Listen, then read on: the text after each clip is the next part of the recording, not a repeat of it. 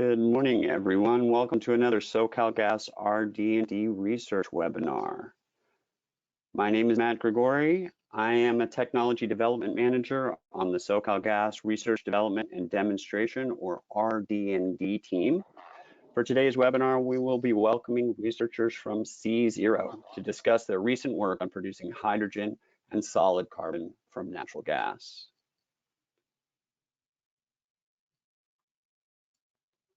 Before we begin, I'd like to walk everyone through the GoToWebinar toolbar that should be visible to all of our attendees. Please enter any questions in the questions box. We'll review these during the Q&A session after the presentation. During the Q&A session, we will also open up the discussion for verbal questions. Click the raise hand icon to be called on during the Q&A session. When you're called on to ask a question, we will first grant you access to unmute, then you must manually unmute yourself. And then after you've asked your question, please go back on mute. Finally, in the handout section, you will find a copy of the 2020 SoCalGas RD&D annual report. Now, a brief comment on SoCalGas's commitment to diversity. SoCalGas is dedicated to improving the quality of life in the diverse communities we serve. To support this commitment, SoCalGas RD&D staff conduct outreach efforts and activities to engage with disadvantaged and underrepresented groups throughout California, notify researchers, entrepreneurs, and businesses about RD&D program funding opportunities, share the results from RD&D projects to inform and educate the general public. Today's webinar is just one of the ways that we do that, and track and report progress in diversity outreach efforts in our annual report. The SoCalGas RD&D program is divided into 5 areas: low carbon resources, gas operations, clean transportation, clean generation, and customer end use applications. In 2020, RD&D managed 386 active research projects. On average, RD&D projects generate a 6.9 times funding ratio, meaning for every dollar of RD&D funding provided to a project, the project also receives nearly $7 in external co-funding. Just an example, in 2020, 5 RD&D projects alone were awarded nearly $12 million from the California Energy Commission. For more details on the RD&D program, those are available in the 2020 annual report, which is included in your handouts today. I encourage you to check it out.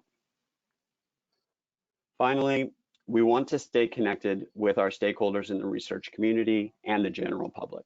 Please visit our webpage where you can find our annual report.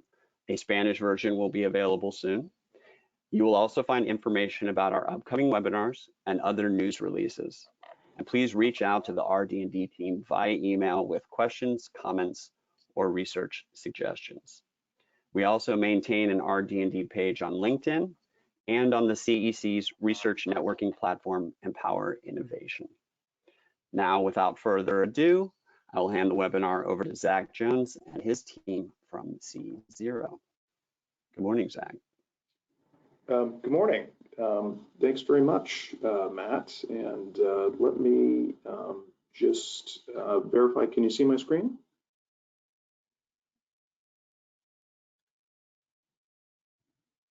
Let's see. Looks good. Yeah. Looks good. Great. Well, thank you very much, Matt, and thank you everyone in the audience for taking the time to tune into this webinar today. My name is Zach Jones. I'm the CEO of C-Zero, and we're a startup company based in Santa Barbara, California, that is developing technology for removing the carbon from natural gas. Obviously, carbon dioxide emissions are a major contributor to climate change, and so there's a tremendous amount of interest in finding ways to deliver reliable, dispatchable energy to consumers without emitting carbon dioxide that is helping to contribute to the warming of the planet. And one potential solution for that is hydrogen. Hydrogen is a fantastic energy carrier. Can be used for really anything that you're using natural gas for today from an energy perspective, whether that's process heating or electrical generation, or the production of hydrogen itself, which is a major industrial commodity. There have been some questions, and I think there's an ongoing exploration to see, is hydrogen really going to be the Swiss Army knife that can address all of these applications?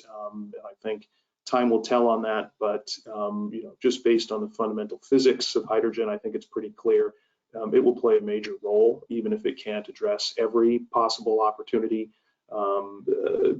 Hydrogen is going to be something that is we're using in the future to avoid CO2 production. And of course, the reason that hydrogen is useful for that is that when you combust hydrogen and react it with oxygen, no CO2 is produced. The only byproduct is water, which is obviously harmless. There's two major sources of hydrogen, at least on Earth anyway. You can either get it from natural gas or from water. Hydrogen is not just kind of floating around in the atmosphere or in reservoirs underground. And I think what's really interesting about what we're doing at C-Zero and our technology is we're performing something called methane pyrolysis, which is we're extracting the hydrogen from natural gas. And if you take anything away from this webinar today, it should be this, which is the reason that methane pyrolysis is interesting as a technology. If you have a carbon atom and you want to pull the hydrogens off of it, which is what you would be doing when getting hydrogen from natural gas via methane pyrolysis, and you compare that to pulling hydrogen off an oxygen atom, which is what you would be doing splitting water via water electrolysis, it takes 7.5 times as much energy at the thermodynamic level to liberate the hydrogen from oxygen from water than it does to liberate the hydrogen from natural gas. And so that's really what makes our technology interesting and why we think that it's going to play a role in the future, because a 7.5x energy differential in a energy and commodity chemical space is just enormous. And I think there's a tremendous incentive to address climate change and reduce CO2 emissions quickly, and therefore utilizing the existing natural gas infrastructure makes a tremendous amount of sense. You don't have to go build out new infrastructure for alternative energy technologies, and also to do it cheaply, to provide the minimal amount of disruption and cost increase to energy consumers. So methane pyrolysis checks both of those boxes due to the ubiquity of natural gas infrastructure, and also due to the low cost of production in terms of separating the hydrogen out of the natural gas. I'll give just kind of a little bit of a history of our company.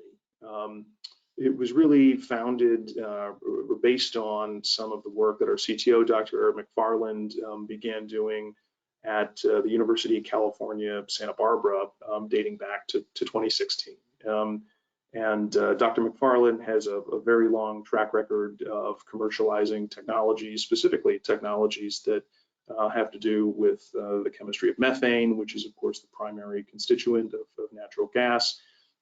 In the 2000s, he took a gas to liquids technology from his lab at UC Santa Barbara through building a $50 million pilot. And then in the 2010s, he built a 50,000 ton per year chemical processing plant that was based on his technology. And so, having achieved both of those scale ups in kind of the mid 2010s, was thinking about, we've got all of this, very low cost natural gas that's been enabled by recent production technologies. It's a great source of energy, hundreds of years of reserves. How do we use it without producing CO2, which is going to become a problem? And so Some of the initial work focused on using molten metals as a way to, is basically a way to go crack methane into hydrogen and carbon. And I think that he was really one of the first researchers to delve into this topic and realize that this is something that the world has never really explored doing, and this could be a very interesting technology for the energy transition. My background is actually on the investing side, and I first read Eric's paper while I was looking for opportunities in the hydrogen space. Read his academic paper in science, and flew down and tried to invest. And so after a number of trips to Santa Barbara, Eric and I ultimately decided to start C-Zero together. And so we did that in 2018 with the mission to provide low-cost, low-emission energy from natural gas. And as I've alluded to before, we think that hydrogen, and specifically low-cost, low-emission hydrogen made from natural gas, has a huge potential to decarbonize a number of industries. If you look at global CO2 emissions today, only about 1 to 2% of those come from current hydrogen production, which is very CO2 intensive. But if you had very low cost, low emission hydrogen, you could use it to decarbonize all of these other industries like electrical generation, transportation, and process heat. So there's a huge opportunity here for what we're doing. But one of the things that we find ourselves talking about as we talk with entities throughout the natural gas value chain, and also consumers of energy and regulators and policymakers, is this kind of misconception that CO2 is the only byproduct of hydrocarbon energy, and that because CO2 is part of the problem, hydrocarbons can't be part of the solution. All they do is make CO2, and therefore they just need to be banned. And that is actually demonstrably not accurate. And I think what gets overlooked is that the primary product of hydrocarbon combustion is actually water. And in the case of natural gas, which is mostly methane, you actually produce twice as much water as you do CO2, which is some very rudimentary chemistry, but something that gets overlooked in a lot of these discussions. And so the big idea that we set out to solve at C-Zero was, what if you could access just the hydro in the hydrocarbon? So figure out how to utilize just the hydrogen, which only makes water when it's burned, and avoid turning the carbon in the hydrocarbon into CO2, which is part of the problem. And if you look at where the energy comes from in natural gas, about 60% of it comes from the hydrogen. So in our view, natural gas is primarily a zero emission fuel. There's just some carbon bound up in there. And obviously, the amount of energy in the United States that's delivered by natural gas is enormous. And even if you look at that and say, okay, well, only 60% of all that energy that's delivered has the potential to be zero emission, that's still a gigantic number that's much larger than other sources of zero emission energy production. So we think that the ability to do this, the ability to just access the hydro and the hydrocarbon is just an enormous opportunity. And of course, that's what our process does. We take natural gas and we bubble it through a high temperature, multi-phase, multi-component melt system. And we effectively crack methane into hydrogen, which you can use for all the different things that we've talked about previously. And instead of producing any CO2, the carbon that is in the hydrocarbon collects as a solid, and we remove it and dispose of it. So another way to think about this technology is really pre-combustion carbon capture. Rather than having CO2 as a byproduct, you have solid carbon as a byproduct. We'll talk a little bit more about why we think that's a good idea. going back a little bit to Dr. McFarland's early research, the reason that this is such an interesting area is that no one's really looked at or tried to commercialize processes for performing methane pyrolysis for cracking methane, and that's because it's only worth doing if two big macro factors are true. First, you need to care about CO2. Otherwise, why bother? And more specifically, why leave 40% of the energy behind in the solid carbon? And that's one of the trade-offs that you're making with methane pyrolysis generally, and obviously with our technology, is that you're getting the 60% of the energy that comes from hydrogen, but you're leaving energy potential behind in the solid carbon, which you could get if you oxidize it, if you burned it, but then you'd make CO2. So there's never been enough concern over CO2 to just kind of walk away from that energy. And you also need to have low cost natural gas. If natural gas is $15 a million BTU, that's a lot more expensive to leave 40% of that energy behind in the solid carbon than if it's $2 to $3 a million BTU. So both of those two big macro factors have maybe only been true in the last 5 years or so, which is about when Dr. McFarland started working on the fundamental technology. I think ours is the first methane pyrolysis technology to be optimized fully for hydrogen production. You can make very high value carbon black from performing methane pyrolysis.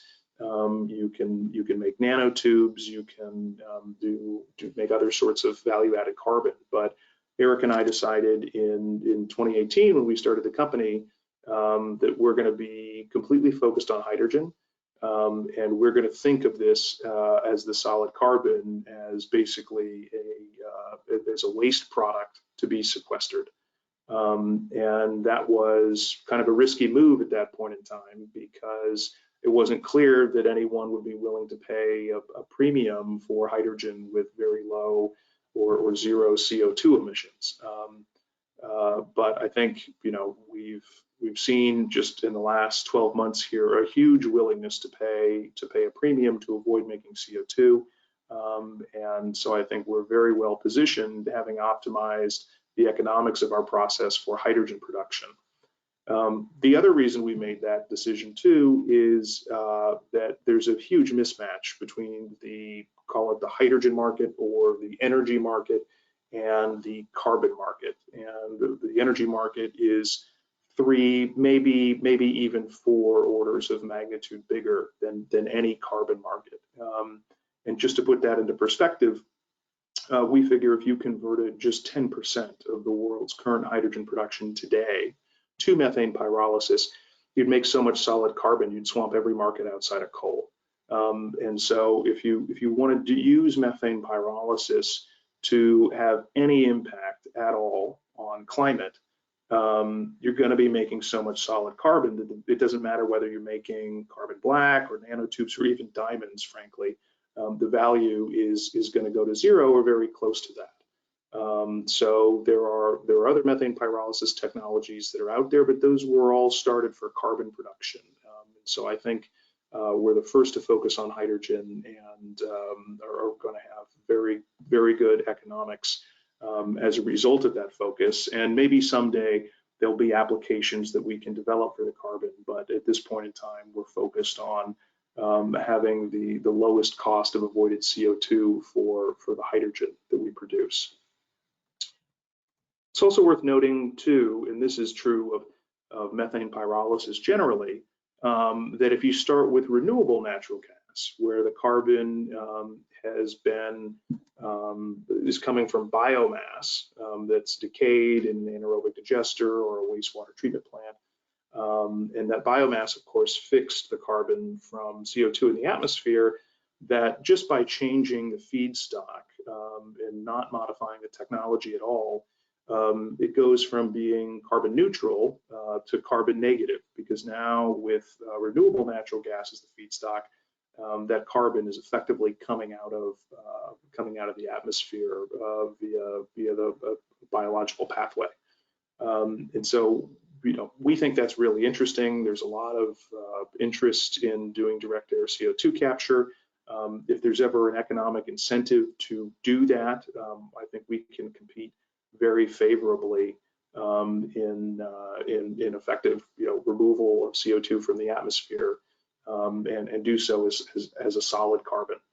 So even in a world, 100 years from now, you can envision still having this technology operating, as a carbon sink, across the planet potentially.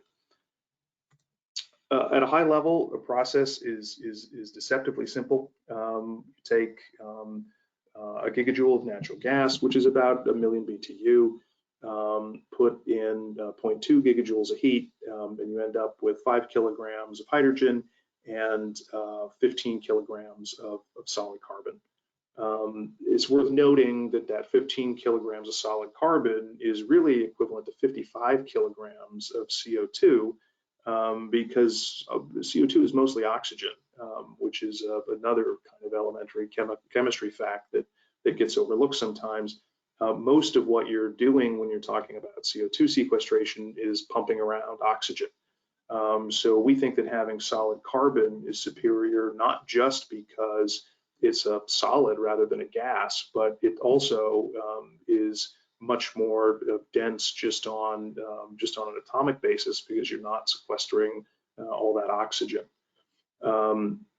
In terms of where the heat from this process comes from, another great advantage here is we've got a lot of flexibility.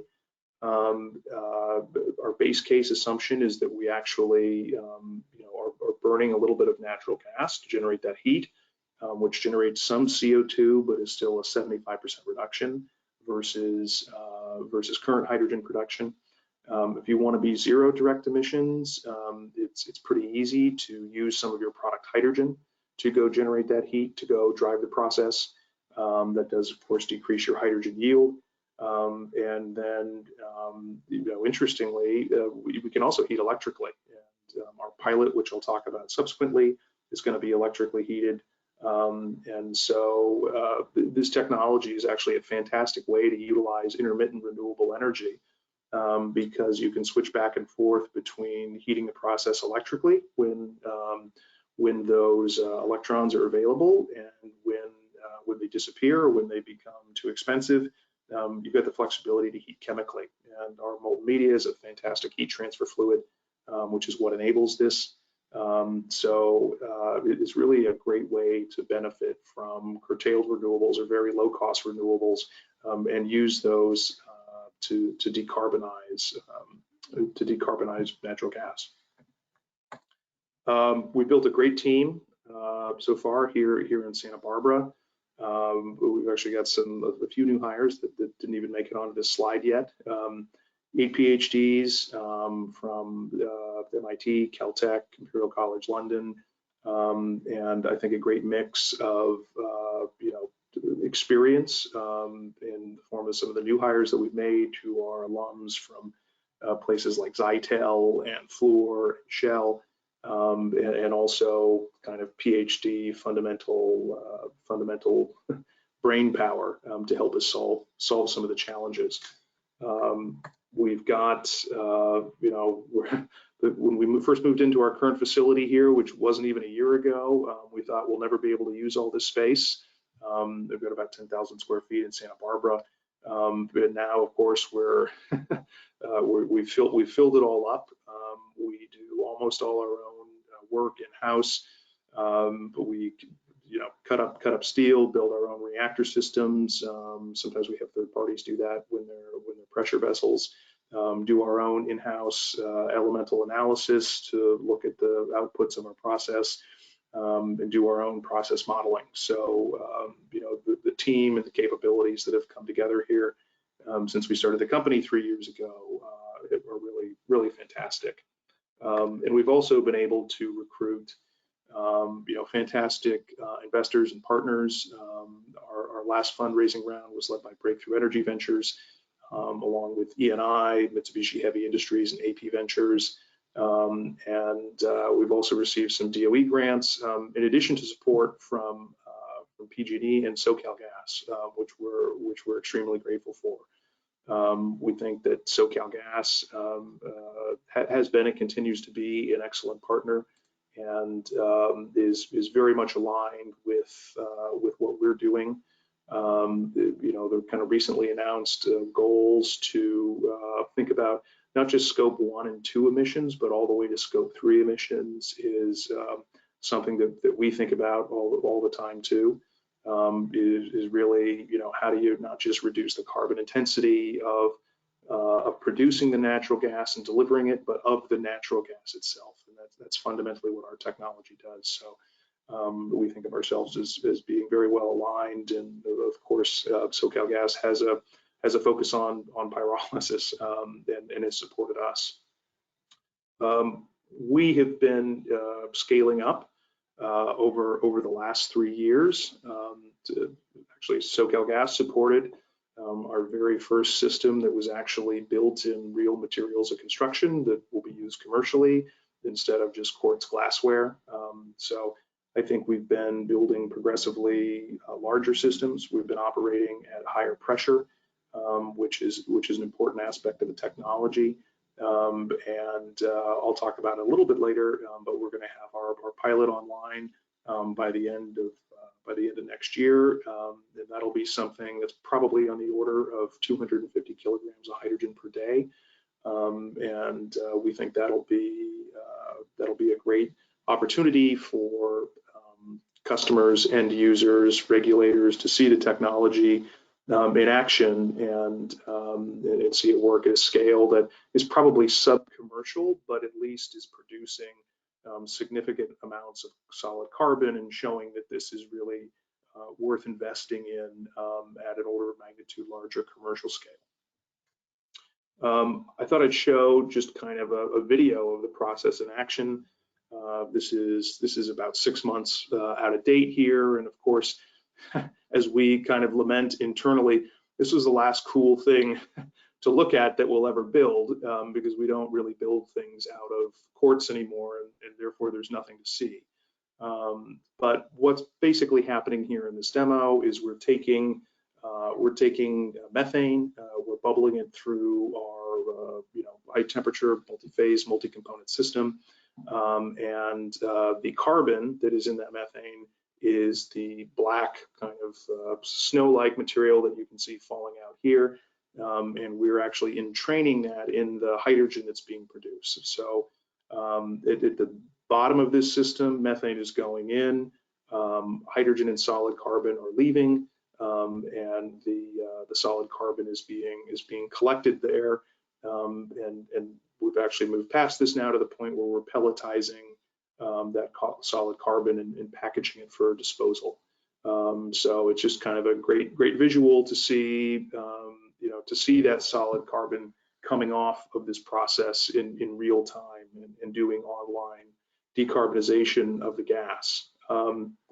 One question that we get is, well, what are you going to do with all this solid carbon?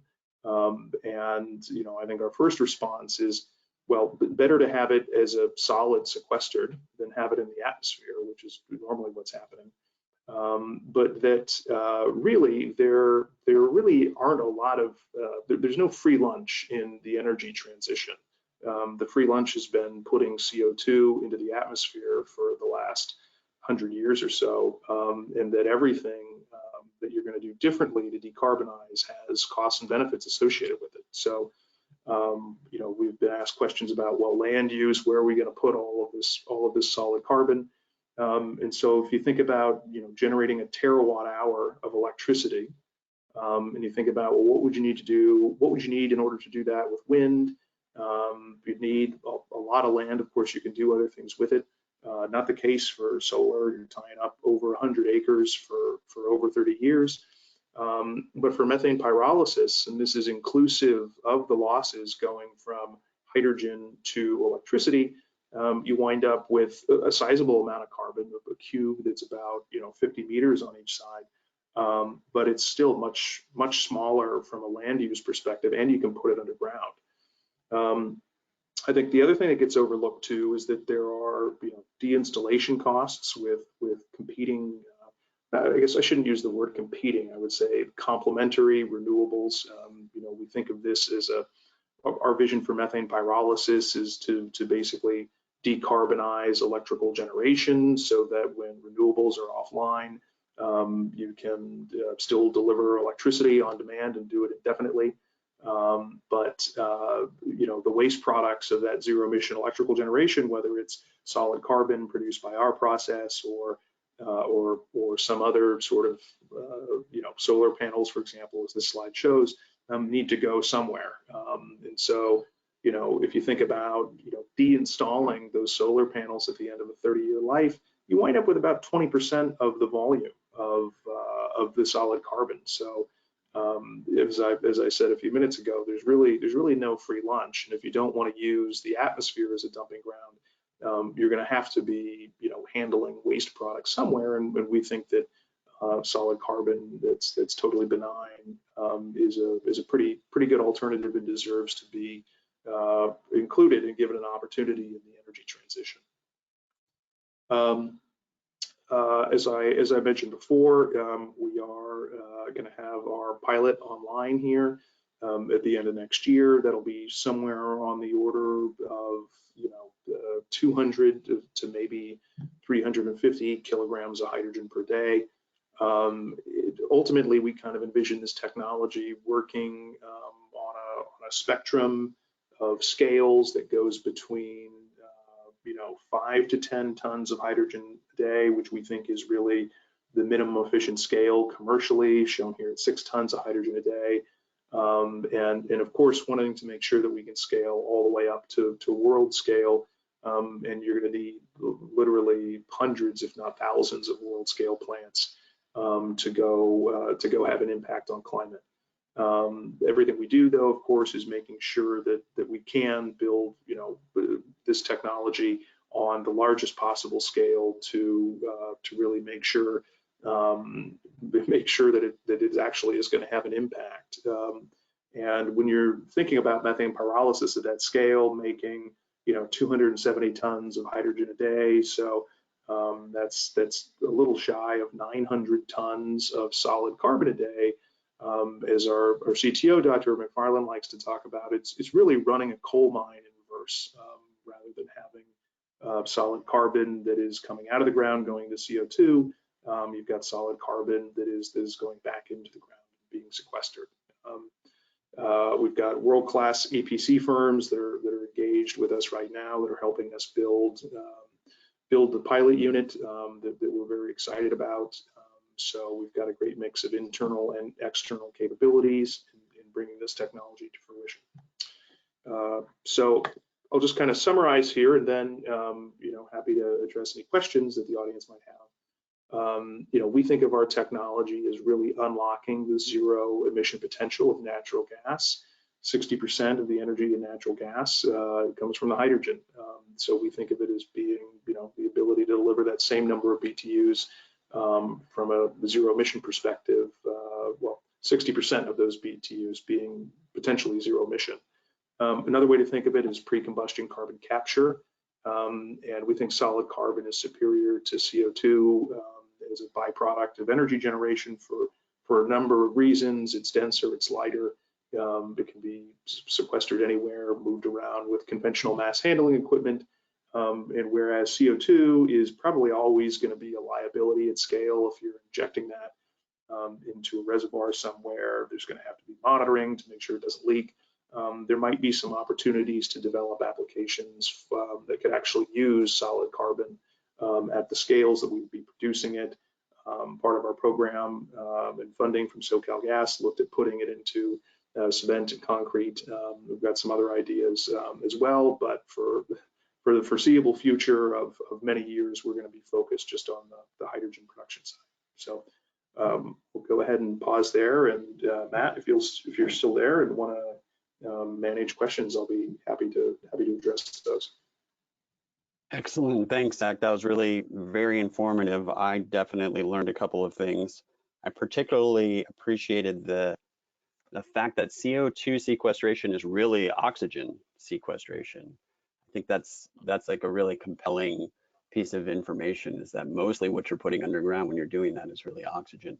We've got a lot of questions rolling in on the Q&A, so I'll just, we'll start there. And I think this is a really good first one to start with. Is there a market value for the kind of solid carbon produced by this method? And I'd be curious if, what are the other avenues of sequestration or usage that you're thinking about? You mentioned this is like running a coal mine in reverse. Is there a possibility of leveraging all the coal infrastructure that's already in place and refilling those mines? Yeah, well, let me start with potential applications. For there to be some additional benefit to the solid carbon is probably a market that doesn't exist today. And I guess I should step back and say, you can do in chemical engineering with enough energy, you can do anything. So you could take this carbon and you could process it into carbon black. You could process it into really any type of carbon. I think it would just be very expensive to do that. So it's really about what applications might exist with minimal processing. One thing that comes to mind is the ability to use it as kind of a low-grade activated charcoal.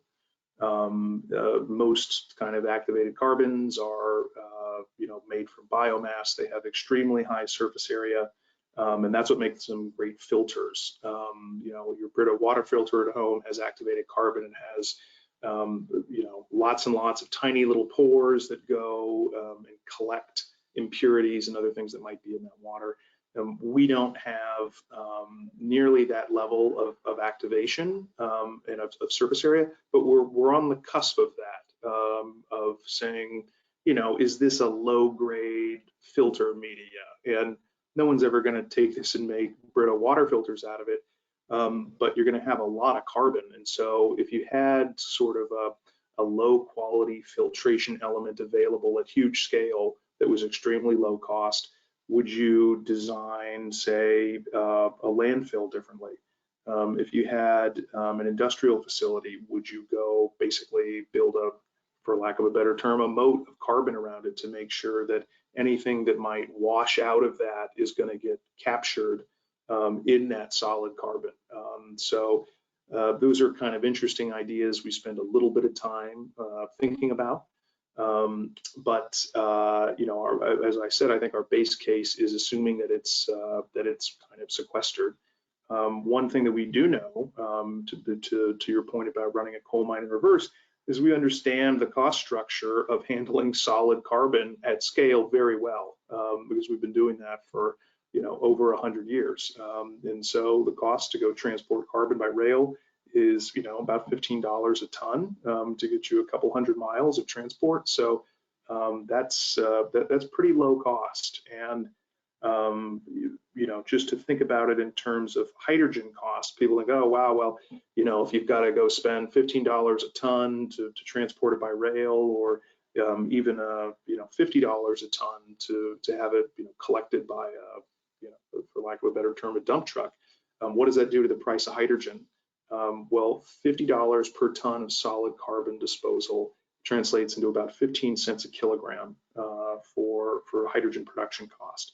And so if you look at sort of the delta in cost of other ways of producing hydrogen, 15 plus or an additional 15 cents a kilogram to be able to make very low or zero CO2 hydrogen, basically anywhere you have natural gas, and not have to develop specialized infrastructure, we think is pretty compelling. So we think about this technology as really saying, rather than needing to build out specialized infrastructure, which will be expensive and will take time, let's use the existing natural gas infrastructure, let's use the existing solids handling infrastructure, and achieve the same emissions reduction goals with the technology and the infrastructure that exists today. Great, excellent, thank you. Thinking about your pilot plans, we have a couple questions. Are there any plans to put a pilot in SoCalGas's territory, and specifically, You may have heard we're developing a hydrogen home in Downey, California at our Energy Resources Center. So I think someone's making a pitch here to build a pilot scale plant down there to provide hydrogen for that home. But where are you thinking about locating your pilots? Yeah, great question. So we're having a number of different parallel discussions with a number of different potential partners in different geographies, including SoCalGas. And so I think it's going to come down to where we can find the pilot site with really the fastest lead time, or I guess the lowest lead time, fastest time to be able to bring us online. So that would be something that's already permitted, and also where we can get the most support from those partners.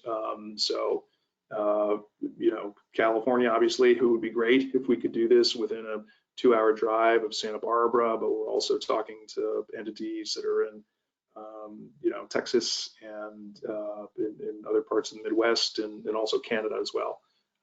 So it's an ongoing basically business development activity that we're exploring. But you know, if we can get support from SoCalGas, that's really interesting to us, and has obviously been a great partner to us so far. Great. All right. Now we got some more technical questions. So if your process is going to utilize pipeline quality natural gas, will you need to treat for heavier hydrocarbons, inerts, mercaptans, odorants, etc.? Or is this process robust enough to handle those kinds of constituents? Yeah, great question. So you know, the biggest impurity, or rather the most highest concentration of molecules in natural gas that are not CO2 are those heavier hydrocarbons. Fortunately, those are not a problem.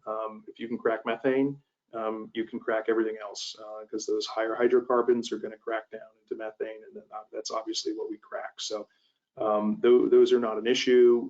We have some unique solutions to making sure, because those are going to pyrolyze at a lower temperature, to making sure that those don't pyrolyze prematurely and coke up our system. Inerts are not a problem, nitrogen is not a problem, outside of just the fact that if you're, you know, taking a gas from ambient, you know, up to high temperature and then cooling it back down, there's some energy losses there. We do think we're going to have to go scrub out CO2 and sulfur compounds that are in there. CO2 will oxidize the melt system, and obviously any sulfur that finds its way in, I think thermodynamically is going to go to H2S. So those need to come out. Yeah, we think there's off-the-shelf solutions for handling all of those smaller impurities, and really dealing with impurities is what drives, we think right now, the minimum efficient scale of this technology is.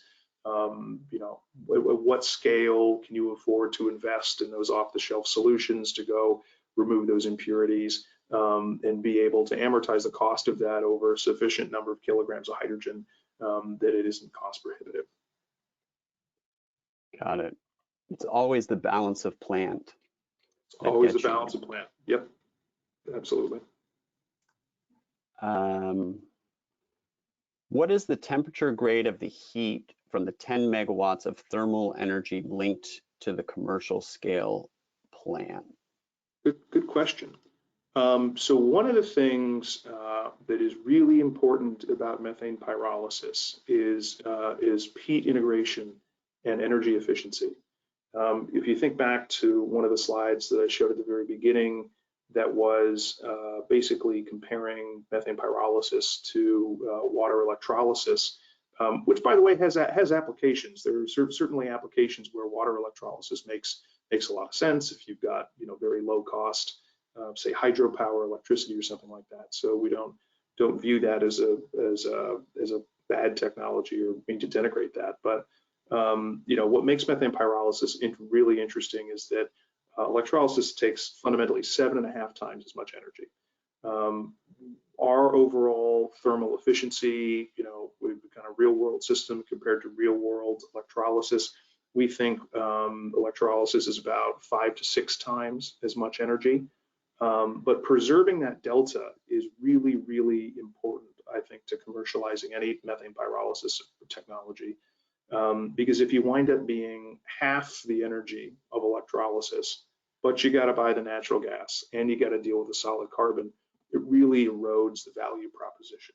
So a lot of what our team spends time thinking about, and we have actually 2 PhDs in nuclear engineering from MIT, which doesn't seem relevant, but nuclear reactors are really just heat exchangers. Once you split the atoms, it's all heat exchange. Is thinking about how to integrate our heat, and really what that means is we want to go lower the heat duty on the reactor. We want to go bring the natural gas in as hot as possible, and we want to have it leave as cool as possible. I think by any standards, it's going to be high grade, would be considered high grade heat coming out of that 10 megawatt reactor. But it isn't really hot. We think it's probably going to be 400 or 500 C, something in that range. Obviously we're running the system at considerably hotter than that. And so for the products to be able to leave at that temperature means that we've got some really good internal heat integration. So we think that's part of the secret sauce too, is to recover as much heat internally as we can. Great, thank you. What level of conversion ratio are you running at? So conversion and pressure are inversely related. And so we're operating now, north of 10 bar at SMR type conversions. And so, part of the addressable market, the immediate addressable market for this technology is current applications for hydrogen, some of which we think are great in terms of CO2 reduction. For example, using hydrogen that has a very low CO2 intensity as part of a refining process is a great application. You can start lowering the level 3 emissions associated with gasoline and diesel fuel without changing anything about the fleet or the fleet of vehicles or the distribution infrastructure. So we think that basically operating this in a regime where we're over 10 bars, we're getting some good pressure and getting SMR type conversions is probably the optimal. Obviously, if you drop the pressure down, we can go to very high, north of 95% conversion, which would be considerably higher than SMR. So finding that optimization is, I think, something that we're going to do in the pilot, and so we're designing that to operate across a spectrum of pressure and also some of the inputs that go into conversion to go figure out what that optimum is. One point of note is there are other applications where conversion doesn't really matter, provided that call it the avoided cost of CO2 is low enough. So for example, if you wanted to build a decarbonization node on a natural gas pipeline to basically pull natural gas off, remove the carbon as a solid, return hydrogen with some residual natural gas to the pipeline, because you're blending it back in anyway, whether you're at 50% conversion or 90% conversion isn't really that important, because it's going to be just a small fraction of the BTU value that's delivered downstream. So those are applications too where we want to have flexibility in this pilot, so that we can figure out what the exact optimization for a specific application is for our technology. So you mentioned hydrogen production for sort of fuel refining, this decarbonization node idea, which I think is super interesting. My immediate thought was this would be hydrogen for vehicle fueling, and you could leverage low carbon fuel standard credits for that. What do you see as sort of the beachhead market for C-Zero? It's a great question, and I think of it really as being there's kind of a spectrum of what's the highest value that you can get for the hydrogen, and then what is the most addressable market. And certainly the highest value that you're going to get is using it as a fuel for vehicles. And I think that's true even outside of California, where you're not able to go generate LCSF credit. That being said, that's, if that's your first market, you're taking on hydrogen fuel marketing risk for whether the vehicles are going to be there unless you've got a take or pay with somebody. Similarly, it's pretty high value from an LCSF standpoint to go use it in a refinery application. But of course, that's kind of a tough market to address. We've spoken with refiners, and they're very interested, but they run almost $1 billion chemical complex, and so the idea that they're going to take a new technology and go site it there is going to be a long sales cycle. So those are the high value, but maybe not ideal, addressability. By far, the easiest thing to do is to go take it and use it to make hydrogen and use it to make dispatchable zero-emission electricity in a thermal power plant. And that's trivial to address. And we're looking at that with Mitsubishi Heavy Industries, which is our investor. They're actually building an 840 megawatt power plant in Utah that's going to run on 30% hydrogen starting in 2025 to make electricity for the city of Los Angeles. And so using the hydrogen in that application is very easy to do. It's all being combusted up anyway. So again, conversion isn't super important provided the economics work out, but that's also a pretty low value for the hydrogen. That being said, there are kind of opportunities potentially to go do a PPA, a power purchase agreement, for the fraction of electricity that's being generated by the hydrogen. And there are a number of potential customers that are willing to pay a premium for that. But generally speaking, using the hydrogen to make electricity, it's very addressable, but it's kind of low value. So I think those are kind of the two ends of the spectrum, and that's something that myself and the rest of the business team are going to be working on as the technical team is working through the pilot, is really figuring out where on that spectrum do we want to be when we first start to do this commercially. All right. I think this is an interesting. What are the major technological hurdles for scaling up?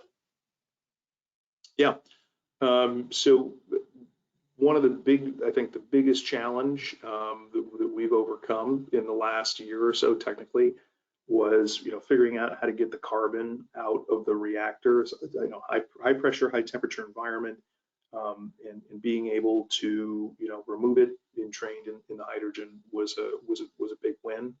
The challenges that we have for scale up are I think they're real, they're significant, but they're not necessarily unique to our process. I think they're the challenges that you would have with scaling up any high temperature hydrocarbon process. Things like thermal expansion of say a refractory lining on startup and shutdown. Things across this temperature range. Even with things that have a fairly low coefficient of thermal expansion, they get a lot bigger at temperature.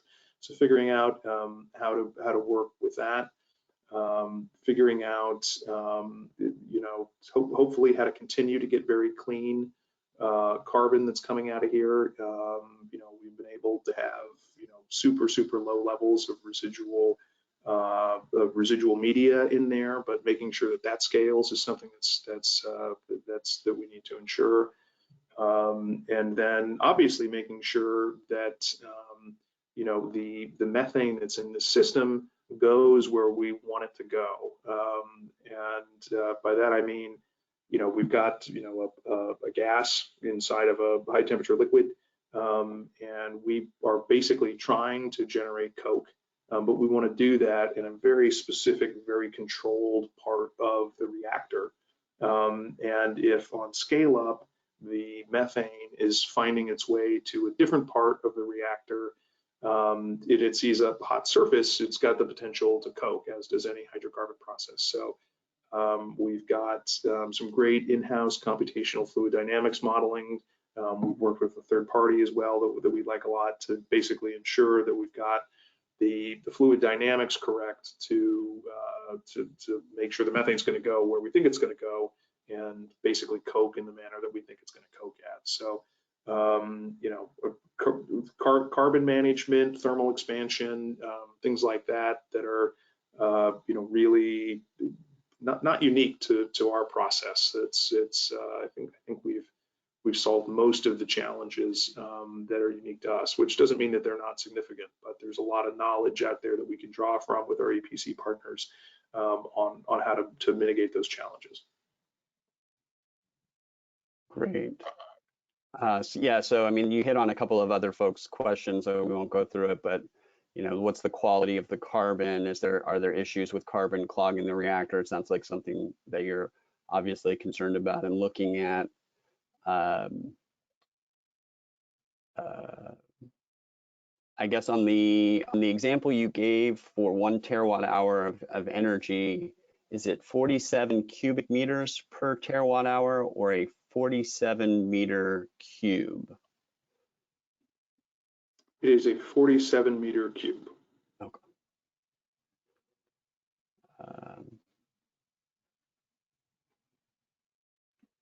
A lot of pitches for pilot locations, by the way. Bakersfield would be great. We'd be happy to kind of continue exploring all of those.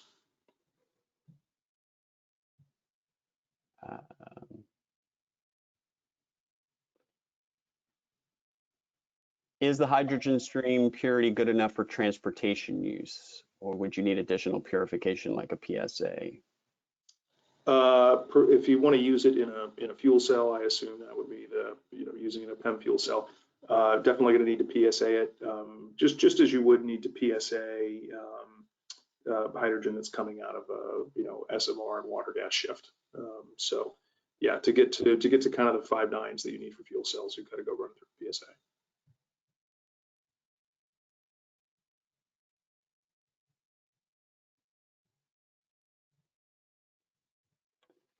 Let's see. Energy Secretary Granholm seems to be supporting hydrogen. What is the political will in most states, particularly California, to see more hydrogen projects supported and funded? Yeah, well, I think it's really, I think there's probably broad political will for hydrogen. I mean, we've seen that before. We saw that in the Bush administration, and then that kind of disappeared a little bit at the national level. You know, where we think the political will is, or I guess what we think about from a political standpoint, is trying to see if we can get 45Q credit for the solid carbon that's produced. And so for those that don't know, 45Q is the federal tax credit for CO2 sequestration. It's very much in flux right now as part of the debates on Capitol Hill. And logically, our carbon should qualify for that. And to be really logical about it, whatever CO2 gets, solid carbon should get 3.7 times that, because as we pointed out, CO2 is mostly oxygen. So we have thought politically that that would be a huge tailwind for the technology. It would create an industry. If you could go generate $50 to $200 a ton tax credit for sequestering solid carbon, which would put you on parity with CO2, that would be a huge boon, and should be politically, from the conversations that we've had with staffers of members of the Senate Energy Subcommittee, should be politically achievable, because there really aren't any losers there. Natural gas producing states get to continue that activity, and CO2 emissions get knocked way down or eliminated. So, who knows how that'll play out, but we think it's something that's worth spending a little bit of our time on, which we do. So we are over time. I'm going to ask one more question, and then we'll close this out. Does the process require any rare metal catalysts or input materials other than methane natural gas feedstock? No, and they're all kind of totally inert. I guess inert's not the right non-toxic and kind of commodities. Great. Well, Zach, I want to thank you for taking the time today. Obviously, this presentation was very compelling. There's just questions continue to roll in. So for all the attendees, please feel free to reach out to us at rddinfo@SoCalGas.com for more information, and we'll try to answer your questions or connect you with subject matter experts on this topic. And Zach, I want to thank you again for the presentation. Very interesting, and look forward to seeing your success in the future. Okay, well, thanks very much, Matt. And we appreciate the opportunity and appreciate SoCalGas's support. So thanks very much. All right, thanks everyone. Have a great day. Take care.